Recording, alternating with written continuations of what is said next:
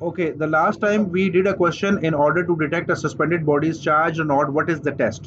हमारे पास एक बॉडी है, इट इज सस्पेंडेड। सस्पेंडेड का मतलब ये है कि ये हमारे पास एक थ्रेड के साथ ये बॉडी इस तरह से हैंग हुई है। अब मुझे चेक करना है कि ये बॉडी चार्ज्ड है या नहीं है, तो उसके लिए टेस्ट जो है वो क्या बनता है बेटा? Repulsion is the test. Repulsion क्यों है test? Let's talk about it. First of all, for example this body जो कि न्यूट्रल है, इसके ऊपर कोई चार्ज नहीं है, and I have brought some charged body near to it. Let's suppose I have brought positively charged body near to it. So what would happen? The negative charge start moving to this side, and it would make the left side as positive because there is deficiency of the charge. So what do you think? What would happen? Attraction would take place, है ना? Next case, case number two, अगर फर्ज करें कि ये suspended body neutral है, like the way we have talked, initially neutral थी, and I have brought a negatively charged body. So what would happen? These negative charges on the right hand side, they would rush towards the left hand side, making the right hand side deficiency of electrons, due to which it would become positive. And again, what would happen to here? It would attract. So rather the body is neutral और oppositely charge, like the वे यहाँ पे अगर मैं कहूँ कि मेरे पास एक negatively charged body है और इसके करीब बेटा मैं एक पॉजिटिवली चार्ज रॉड लेकर आ रहा हूँ, so what can you guess? What would happen? It would attract. तो देखें, अगर हमारी जो बॉडी है उसका चार्ज न्यूट्रल हो, like it does not have any excessive charge, rather it has oppositely charge, in both cases it is going to attract. So this is not a test because हमें ये पता ही नहीं है कि जो सस्पेंडेड बॉडी है वो चार्ज इवन है या नहीं है, क्योंकि चार्ज हो, ऑपोजिटली चार्ज हो, तब भी अट्रैक्शन हो रही है, और अगर न्यूट्रल हो बेटा तो तब भी अट्रैक्शन हो रही है, विच इंडिकेट्स कि जो हमारी न्यूट्रल बॉडी है और जो अपोजिटली चार्ज बॉडी है, दोनों केसेस के अंदर अट्रैक्शन होगी। सो अगर ये केस मेरे पास वैलिड रहता तो मैं इसको डबल चेक करने के लिए कि ये चार्ज है या नहीं है, मैं इसके करीब कौन सी बॉडी लेकर आऊंगा? Opposite, like negative. So what would happen? The negative gonna being repelled by the negative, due to which they are going to repel each other, जिससे हमें ये श्योर टेस्ट हो जाएगा कि जो सस्पेंडेड बॉडी है this is charge. Is that clear बेटा? So the answer was repulsion is the test. ये क्वेश्चन 2 दफा आ चुका है। This was purely an MCQ based question. इसकी थ्योरी नहीं आती, बिकॉज इसको थ्योरी को एक्सप्लेन करते करते करते करते आपको 1.5 पेज चाहिए। So this is not the thing which is to be asked next way. सो अब सिमिलरली अगर कोई आपसे मैग्नेट का पूछे कि एक सस्पेंडेड मटेरियल मैग्नेट है या नहीं है, तो उसके करीब आप एक और मैग्नेट लेकर आओगे। ये सिर्फ वन वर्ड आंसर ये है, repulsion is the test, because rather the body is neutral or oppositely charged. In both cases, it would attract each other. Otherwise, if the bodies have the same charge, they would repel each other. Is that clear, beta? Okay, ji. Let's move ahead. Or are you done, Rajiv? If you don't want to, तो it's fine either. ठीक है. But we have a recording. If you want to note it down later, तो you can. ठीक है. सो कल की recording और आज की मैं दोनों को मिक्स करके भेजूंगा, कंबाइन करके, ताकि एक ही लेक्चर हो, दो अलग अलग वीडियोस डिफिकल्ट हो जाता। ओके जी, लेट्स मूव ऑन। और अब हम फर्दर डिस्कशन करेंगे कि हमारे पास जो बॉडीज हैं उनको चार्ज करते कैसे हैं। सो सबसे पहले हम हेडिंग डालेंगे टाइप्स ऑफ मटेरियल्स, या टाइप्स ऑफ मटेरियल्स में सबसे पहले आपके पास कौन से मटेरियल्स होते हैं बेटा जिनको हम यूज करते हैं? Number 1 is called conductors, number 2 is called insulators. आप लोगों ने आजकल ऑब्जर्व किया होगा कि जब आप ब्लैंकेट के अंदर रात को सो रहे होते हैं या अंधेरे के अंदर, यू सी सम स्पार्किंग, जो ब्लैंकेट के अंदर आपको फील होती है, बिकॉज आपने जो क्लोथ्स पहने होते हैं दे आर वुलन, ठीक है, and when the woollen clothes are being rubbed with your body with the skin, तो जिसकी वजह से क्या होगा कि वहां पे स्टैटिक चार्ज डेवलप होगा, और जब पॉजिटिव और नेगेटिव चार्जेस मिलते हैं, so they are going to produce some light, ठीक है। सो ये बेसिकली स्टैटिक चार्ज, इसे इनहाइलेशन कहते हैं, कि पॉजिटिव और नेगेटिव जब मिलते हैं पार्टिकल्स तो एक स्पार्किंग जनरेट होती है। सो इस स्पार्किंग को हम इजीली देख भी सकते हैं आजकल।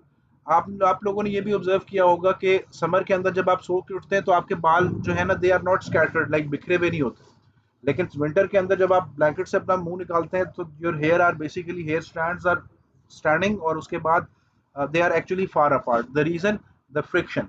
ठीक है, तो जो हमारी बॉडी है उसके ऊपर जो बाल हैं दे आर इंसुलेटर्स। ठीक है, they are not conducting materials, ये पॉलीमर मटेरियल होते हैं, तो ये बहुत अच्छे कंडक्टर्स नहीं होते। अगर हम बात करते हैं कंडक्टर्स की, तो कंडक्टर्स क्या होते हैं? They do not have free electrons, do not have free, sorry बेटा, sorry, conductors have free electrons and insulators do not have free electrons, वो नीचे लिखा था, do not have free electrons। अच्छा, मीनवाइल अजान हो रही है, आपने नोट करना है, डिस्कशन बाद में करेंगे।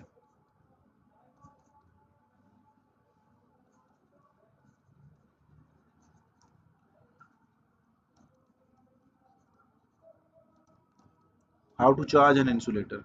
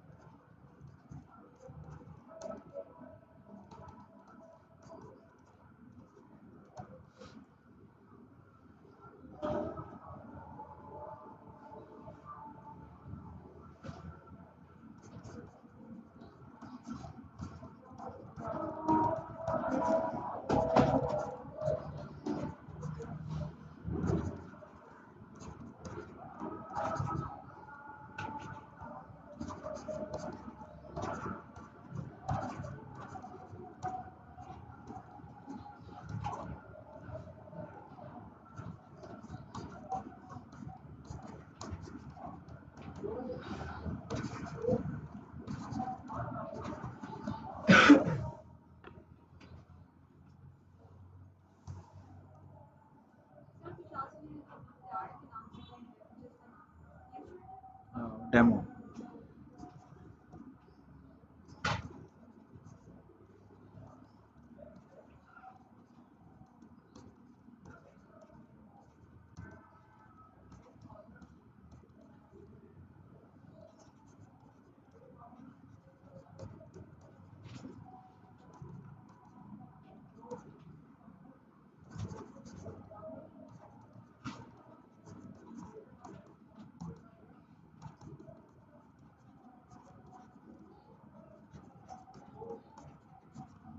ओके बेटा, क्वेश्चन है how to charge an insulator.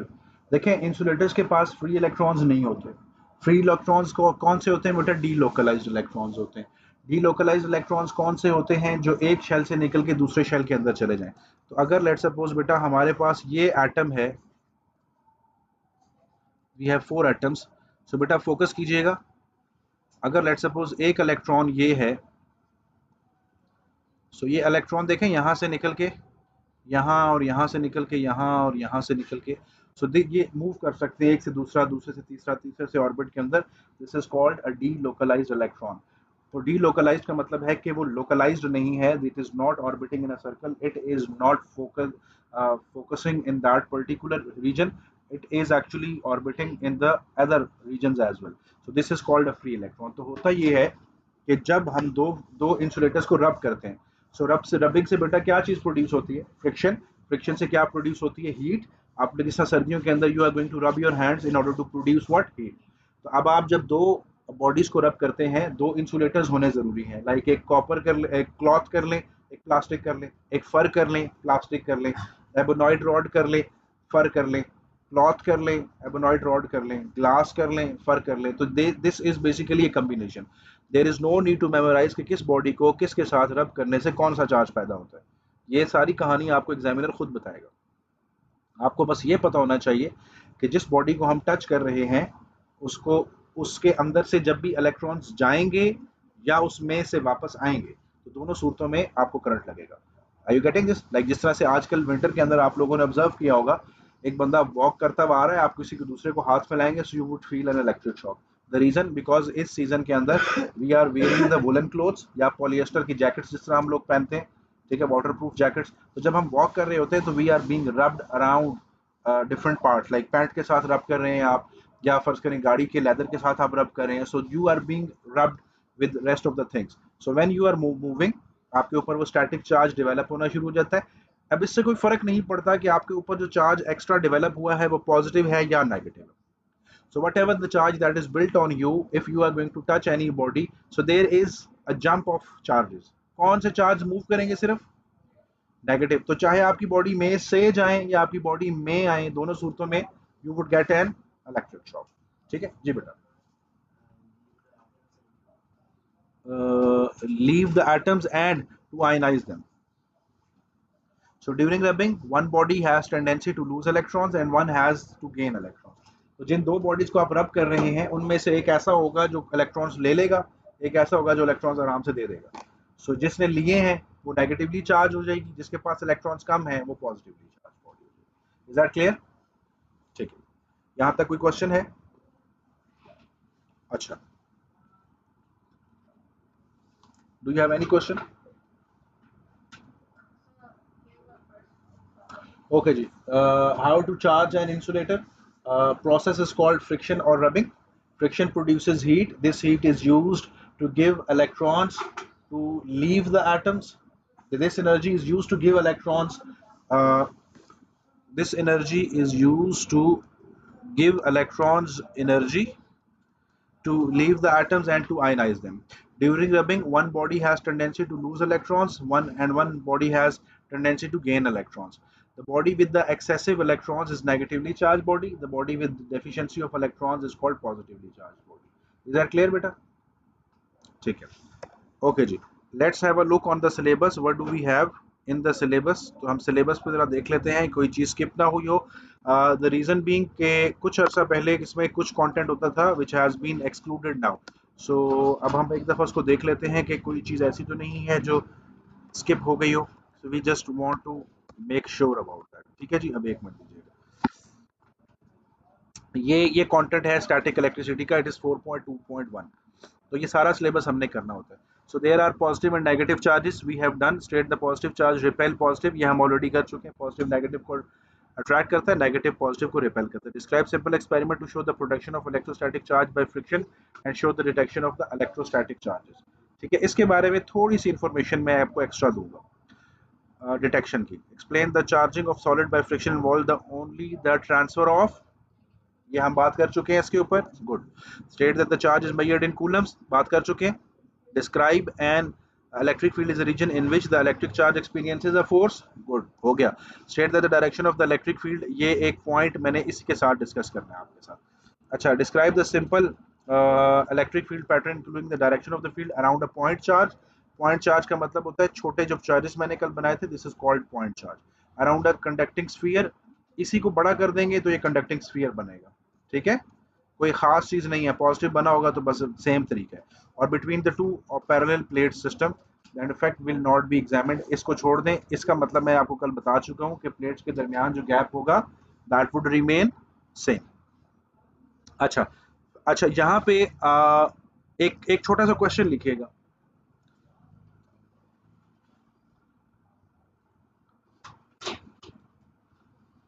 Question ये है कि what does the direction of electric field, what does the direction of electric field tell us, बस इतना काफी है। What does the direction of electric field tell us. ना ना ना ना, पोल इसमें नहीं होते। पोल्स होते हैं बेटा पॉजिटिव और नेगेटिव पार्टिकल के अंदर। तो हमने ये देखना है कि जो इलेक्ट्रिक फील्ड है वो हमें बताती क्या है। सो यहाँ पे देखें, अगर एक पॉजिटिव चार्ज पार्टिकल हो तो इसकी फील्ड आउटवर्ड्स होगी, यस और नो। और बेटा अगर नेगेटिवली चार्ज हो तो इसकी फील्ड अंदर की तरफ होगी, यस और नो बेटा। Fine.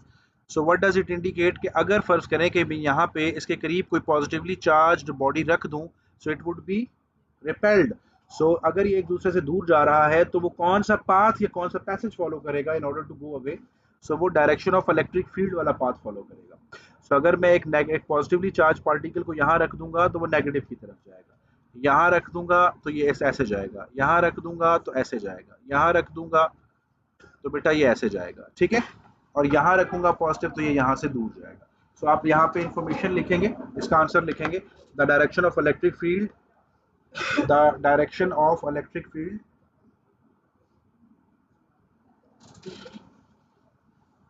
tells us, the direction of electric field tells us the motion or direction of motion of a positively charged particle placed in that field, of a positively charged particle placed in that field। इस positively charge particle को हम नाम देते हैं test charge. क्या नाम देते हैं? Test charge placed in that field. तो टेस्ट चार्ज हमेशा पॉजिटिव होगा, नेगेटिव नहीं होगा, ठीक है। तो अब बच्चे पूछते हैं ना कि ये पॉजिटिव पार्टिकल की फील्ड बाहर ही क्यों होती है? क्यों? क्योंकि वो उस पर्टिकुलर पॉजिटिव पार्टिकल की डायरेक्शन ऑफ मोशन है जो कि मैंने उस फील्ड में रखा। तो अगर वो पॉजिटिव पार्टिकल की फील्ड में पॉजिटिव पार्टिकल रखा तो it would be away, negative की फील्ड में पॉजिटिव रखा तो it would come closer to the negative, तो विच मींस कि हमारे पास it would be attraction. Is that clear बेटा? Okay fine. डिटेक्शन की एक हेडिंग डालेंगे, डिटेक्शन ऑफ इलेक्ट्रिक चार्ज। इसके अंदर वो जितने भी वो है ना इंडक्शन मेथड वो नहीं है, it is not a part of syllabus anymore. Induction के कोई भी क्वेश्चन नहीं करने आप, ये भी आपको सिलेबस मैंने दिखा दिए, सिर्फ इतना ही है जितना मैंने करवा रहा हूँ, इतना ही काम, इसके अलावा नहीं। तो आपको सिलेबस अगर चेक करना हो तो आपका सिलेबस कोड है 0625, ठीक है। 5054 के लिए भी देख लें। आपका जीसीई है? ओके जी, we can check the GCE one. Hopefully उसका भी नहीं होगा, लेट्स हैव अ लुक। अगर हुआ तो वो मैं करा दूंगा। Excel is very easy as compared to IGCSE. उसका 9 to 1 होता है, सिलेबस का कंटेंट भी कम होता है बेटा उसका, ठीक है। और क्वेश्चंस भी इजी होते हैं। जस्ट 1 सेकंड बेटा,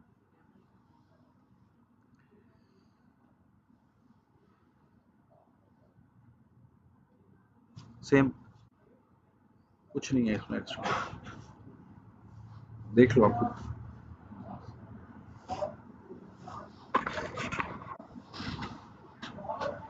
फोर्थ पॉइंट देखो, थर्ड और फोर्थ, फिफ्थ नहीं है, कंडक्टर्स का कहीं नहीं लिखा हुआ, ठीक है।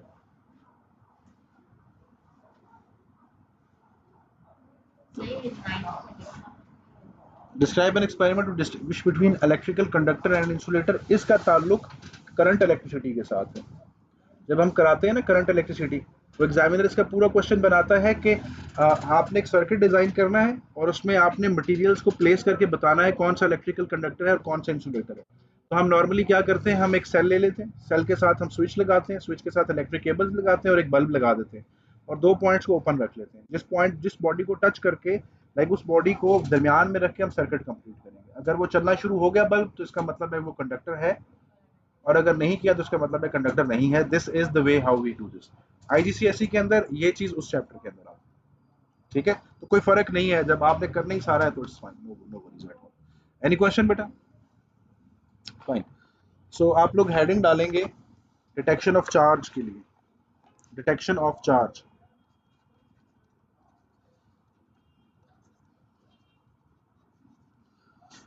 मशीन का नाम है गोल्ड लीफ इलेक्ट्रोस्कोप,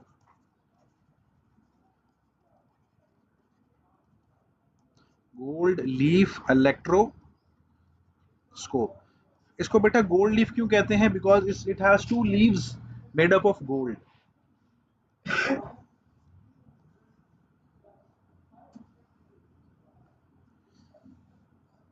तो यहाँ पे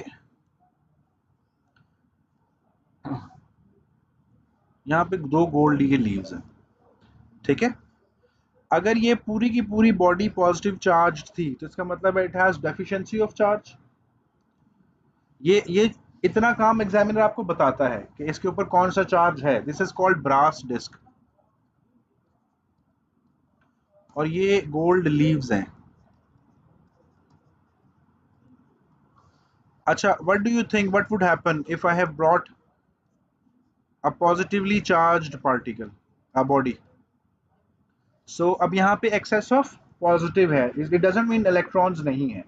सो what would happen, there are some electrons which are apparently very small in number, they are being repelled और यहाँ से ये दूर चले जाएंगे तो हमें कंफर्म हो जाएगा कि यहाँ पे दे जो बॉडी बाहर से आई है उसके ऊपर और ब्रास डिस्क के ऊपर सेम चार्ज है। समझ आ रही है बात की? सो डाइवर्जेंस जो है वो बेटा बढ़ जाती है इसकी। अतीब, आर यू गेटिंग बेटा? Online students, you are all getting? Sir एक दफा फिर से समझा दें। बेटा जो ब्रास डिस्क होती है इसके ऊपर ऑलरेडी चार्ज एग्जामिनर आपको दे देता है। अब यहाँ पे जब हम हमारा वो टॉपिक जो सिलेबस में से निकल गया है, जब वो होता था तो उस वक्त हम खुद बताते थे कि ये कैसे करना है आपने चार्ज। तो अब ये नहीं चीज़ आएगी। तो ये बॉडी के ऊपर ऑलरेडी पॉजिटिव चार्ज डेवलप था। So if the positive charge is there and I have brought positive one near to it, so what would happen, there would be some negative charges as well, क्योंकि किसी भी body के अंदर electrons तो होते ही हैं। किसी भी बॉडी में से आप 100% इलेक्ट्रॉन्स नहीं निकाल सकते। मैंने आपको हमेशा बताया this is excess of positive negative particles या deficiency. It doesn't mean negative है ही नहीं, जीरो हो ही नहीं सकते। किसी भी बॉडी के अंदर से इलेक्ट्रॉन सारे नहीं निकाल सकते आप। So there are some electrons which rush towards the gold leaves. Gold leaves are very small in mass. Gold leaves अगर देखने हो तो ये वैसे होते हैं जिस तरह से आप किसी भी स्वीट शॉप पे जाएं और वो जो गार्निशिंग के लिए सिल्वर और गोल्ड के वो लीव्स डालते हैं, these are called gold leaves. So they are very lightweight. So when the charge is accumulated, थोड़ा सा भी चार्ज सेम चार्ज जाएगा इन प्लेट्स के ऊपर, so they would diverge. So divergence would increase. So same यही situation what would happen if अगर positively charged हमारे पास brass disc थी और हमने यहाँ पे नेगेटिव चार्जेस रख दिए। सो जो नेगेटिव चार्जेस यहाँ पे लीव्स के ऊपर थे they would start rushing towards what, positive once. तो अब यहाँ से जो डाइवर्जेंस है लीव्स की बेटा वो क्या हो जाएगी, कम, और नेगेटिव चार्जेस जो हैं they would start rushing upwards, क्योंकि जस्ट वन सेकंड, पॉजिटिव हुआ और नेगेटिव चले गए और उसके बाद ठीक है, थोड़ी सी अमेंडमेंट वेट। अगर ये नेगेटिव थे हमारे पास, ठीक है, और यहाँ पे हम पॉजिटिव लेकर आ रहे हैं, जस्ट वन सेकेंड, थोड़ा सा अरेंज करना है इसको।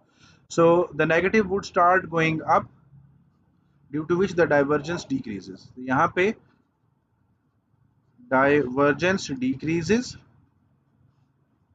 और यहाँ पे बेटा डाइवर्जेंस इंक्रीजेस।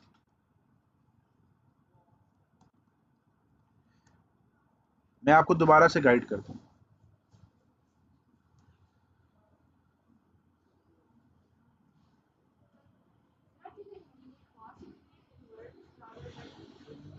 अच्छा आप ड्रॉ कर लें, मैं लिखवा देता हूँ, मैं लिखवा देता हूँ, आप ड्रॉ नहीं करना तो समझ नहीं आएगी।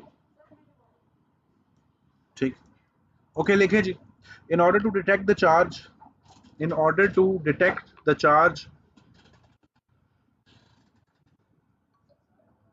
the brass disc the brass disc is made to become positively charged. In order to detect the charge, the brass disc is made to become positively charged.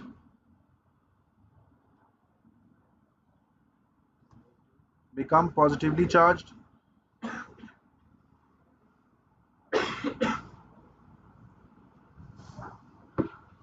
And if a positive body is brought near to the brass disc, and if a positive body is brought near to the brass disc,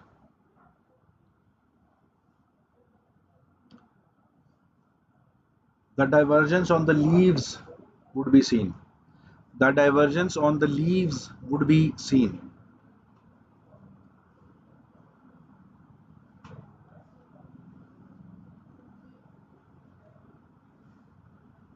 Next paragraph. If the brass disc is negatively charged, if the brass disc is negatively charged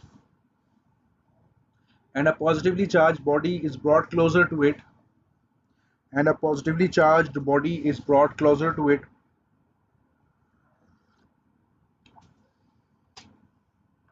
the attraction would take place and divergence of the leaves would decrease. And divergence of the leaves would decrease. Is that okay, beta? Fine. Sir, can you repeat one more time? And which one, beta? Sir, ये second वाला जो आपने बोला है. Second paragraph. Yes, sir. If the brass disc is negatively charged and positively charged bodies brought near to it,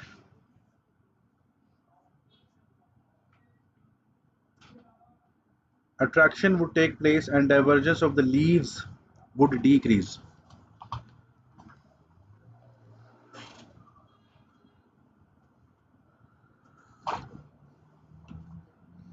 Okay, beta? Yes, So sir. we are done with this chapter. ठीक है. So how much time do we have? We have around 10 minutes. बेटे, अच्छा, whosoever wants to go they can.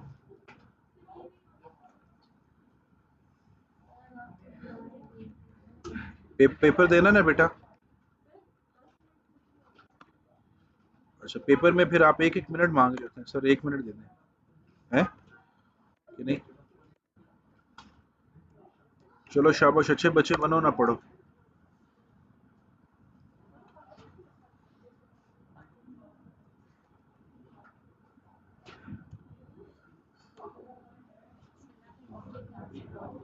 जी बेटा, I think so. हाँ, वो आज की और कल की मैं बेटे मिक्स करके भेजूंगा.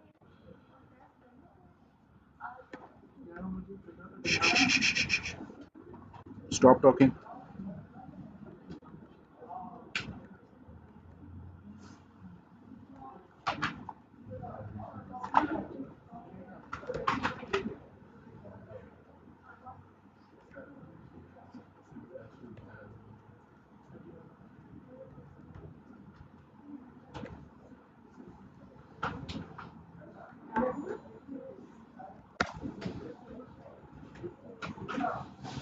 ओके बेटा, जो वर्कबुक मैं आपको सेंड करूंगा, ये इस वर्कबुक का होगा पेज नंबर 18. मैंने आपको 2 वर्कबुक भेज चुका हूँ, 3 भेज चुका हूँ. थर्मल की, जनरल फिजिक्स की और वेव्स की. 3 भेजी हुई मैंने. Okay ji, let's start doing these questions. So question number 1 would do Alian. A polythene rod repels an inflated balloon hanging from a nylon thread. What charges must the rod and the balloon carry?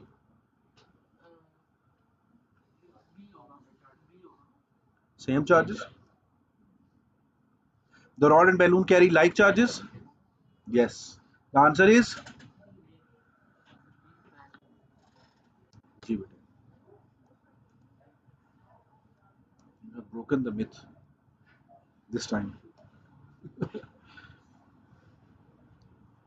These questions are very easy. Question number 2 बेटा बताना है आपने. Question 2 आप कर लो बेटे Hasan. 3 charged balls P, Q and R are suspended by insulating threads. The ball P is negatively charged. Ball Q is brought close to the ball P.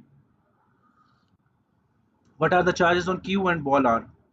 So अगर they are being repelled तो Q पे क्या charge होगा? Negative. अगर Q पे negative है तो R पे क्या होगा? तो Q पे क्या है? Negative. R पे क्या है? The answer is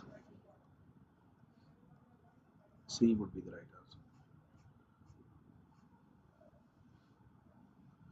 अच्छा, क्वेश्चन जो सेम टाइप के question I am leaving them. ठीक है, इजी वाले क्वेश्चंस को छोड़ें, डिफिकल्ट की तरफ जा रहे हैं. Question 4 Rajiv. A negatively charged plastic rod P is placed near a positively charged rod Q. What are the directions of the electrostatic force on P and on Q?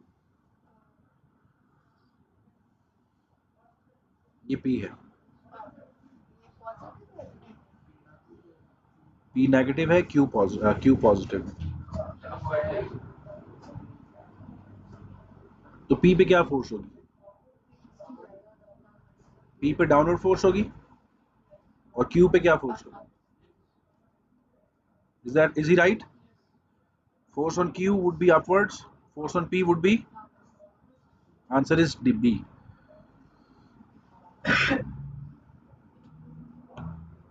Question number 7. Manahil.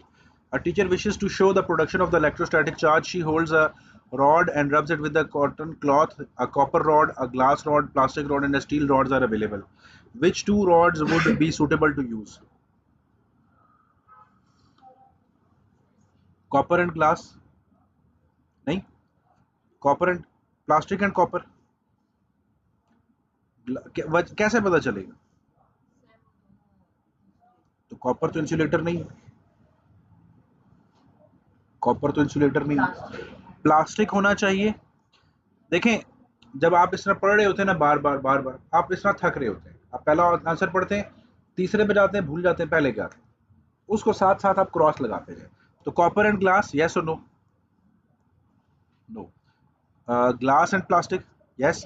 Plastic and copper, plastic and steel, answer is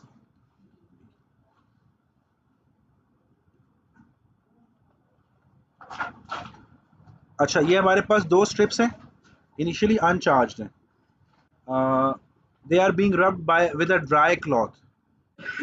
diagram 1 में close है, diagram 2 में away हैं। ये वही gold leaf वाली situation बन गई, divergence बढ़ गई। तो बताएं चार्ज ऑन द स्ट्रिप्स क्या है?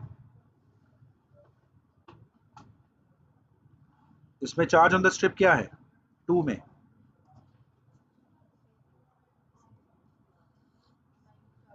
सेम है, ऑपोजिट है? 1 में ऑपोजिट कहाँ है? 1 में इट्स न्यूट्रल, 1 में इट्स न्यूट्रल। न्यूट्रल मतलब है पॉजिटिव नेगेटिव बराबर है, ठीक है। 2 के अंदर इट इज चार्ज, तो स्ट्रिप नंबर 2 के ऊपर it has same charge and it is repulsion. It is very easy even then आपसे अनइंटेंशनली गलत भी निकल रहा है मुझसे आंसर, है या नहीं? इट इज वेरी इजी, ठीक है। अच्छा, कुछ बच्चे होते हैं जो पेपर की तैयारी इतनी एक्सट्रीम पे कर लेते हैं कि वो उनका जहन ये एक्सेप्ट ही नहीं करता कि आसान सवाल भी आए। तो पेपर से पहले you should read the question very carefully. What examiner, बच्चा कहता है ऐसे हो कैसे सकता है कि इतना आसान कैसे बना सकता है पेपर, तो वो गलत करके आ जाता है। एक और, जिस तरह वो लास्ट टाइम भी मैंने एक चीज़ बताई थी कि मोस्टली कभी कभार ऐसे होता है कि आपके आंसर इस तरह ज़्यादातर सी सी सी सी आ रहे होते हैं, तो बच्चे को लगता है भाई ये सारे सी कैसे आ सकते हैं, मैं खुद से बी कर। आपने अपने आप को नहीं ट्विस्ट करना, आपने क्वेश्चन को देखना है, are you correct doing the correct question और नो, ठीक है। मतलब आप एग्जामिनर इसको थोड़ी देख रहा होगा कि सारी सी की लाइन लग जाएगी तो बच्चा को मैं तंग करूँ इस तरह। So you have to see the answer. Like मैं अगर आपसे 10 दफा पूछूं तो आप अपना वही नाम बताओगे, तो इसका मतलब ये नहीं है कि there is something going fishy going on, मतलब किसी को क्या, मतलब इसमें कुछ है ऐसा छुपा हुआ, किसी को पता नहीं चल रहा। क्वेश्चन नंबर 10, हम ना जल्दी कर लो बेटे। What is electric field? It is a region in which force. Electric charge experiences a force. जी, good.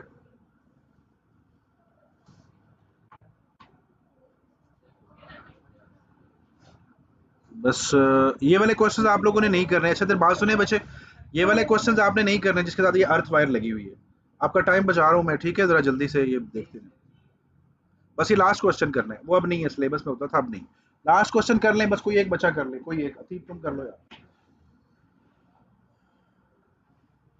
Electric field between the plates.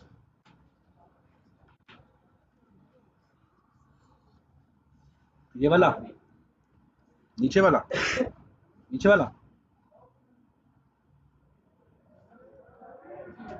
हाँ, पॉजिटिव से नेगेटिव होती है। अच्छा एक बात बताएं, अगर इस तरह से आपके पास इलेक्ट्रिक फील्ड जा रही हो पॉजिटिव से नेगेटिव, और यहाँ पे आपके पास एक अदद बॉडी है जिसका मास m है, नाम बता रहा हूँ, वैसे मैंने खुद से बनाया है क्वेश्चन। तो अगर फर्ज करें कि यहाँ मास m है, तो मुझे बता सकते हैं इस मास m पे कौन कौन सी फोर्सेस लग रही होंगी इस वक्त? ये मास है, मास m है, मास m है, तो बताएं कौन कौन सी फोर्स लग रही होगी? और क्यों, चार्ज तो है नहीं है, मैंने तो कहीं नहीं कहा कि पॉजिटिव है या नेगेटिवली चार्ज नहीं है, सो सिर्फ वेट लग रहा है। अगर ये पॉजिटिव होगा तो, अगर ये पॉजिटिव होगा तो there would be electric field as well as gravitational field. That is all for today जी। इसका आंसर फिलहाल डी है। टेक केयर देन, अल्लाह हाफिज।